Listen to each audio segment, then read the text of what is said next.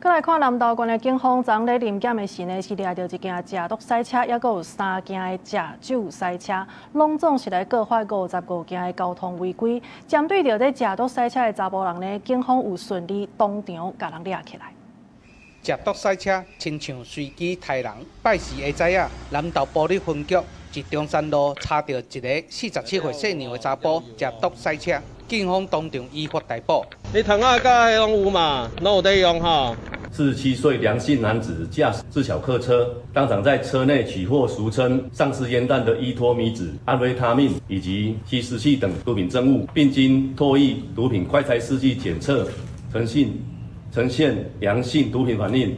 警方也立即依法逮捕移送法辦。除了查到這件食毒賽車的案件，南投縣警察局拜時嘛是專員進行道路臨檢，半工就閣掠到食酒賽車3件3人，摕到毒品的現行犯1個，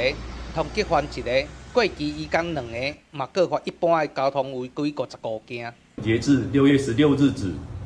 本局已強力查獲各類毒駕案件共69件，法規對毒駕絕對嚴懲。最高可重罰新台幣36萬元，直接吊銷駕照；若因而致人死傷，